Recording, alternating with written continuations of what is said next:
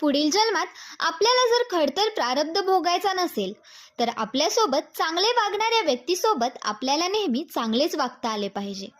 कारण आपण मागील जन्मात केलेल्या काही चुकांमुळे, पापांमुळे कधी कधी आपल्या आयुष्यात खूप मोठे दुःख येतात, खूप मोठे संकट ओढवत असतात.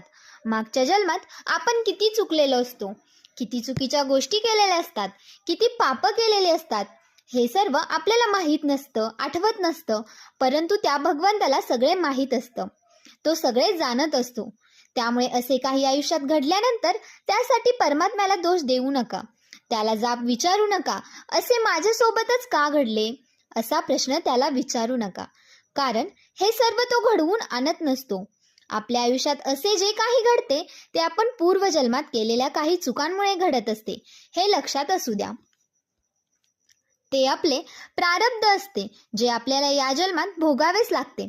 त्यामुळे एक गोष्ट नेहमी लक्षात ठेवा, आपल्या आयुष्यात अशा येणाऱ्या संकटांसाठी, दुःखांसाठी परमेश्वराला दोष देऊ नका, त्यांना प्रश्न विचारू नका. जेव्हा आपण असे करतो तेव्हा फार मोठे पाप आपल्या आयुष्यात ओढवून घेत असतो. आपल्या आयुष्यात आधीच आपल्याजवळ पुण्याचा साठा हा फार कमी असतो. त्यात आपण अशी एखादी चूक करतो आणि त्यामुळेच त्या गोष्टीचा, त्या दुःखाचा, त्या संकटाचा त्रास आपल्याला अधिक होतो. त्या भगवंताला कधीच आनंद होत नसतो तुम्हाला एखाद्या दुःखात पाहून अथवा एखाद्या संकटात पाहून. त्याची तशी मुळात इच्छाच नसते. त्यामुळे तुमचा जर परमेश्वरावर मनोमन विश्वास असेल की मी त्याचा आणि तो माझा, अशी तुमची पूर्ण खात्री असेल तर तो नक्कीच अशा दुःखांच्या वेळी, संकटाच्या प्रसंगी संपूर्ण ताकदीनिशी तुमच्या पाठीशी उभा राहतो आणि तुम्हाला पूर्ण मदत करतो या सर्वातून बाहेर पडण्यासाठी.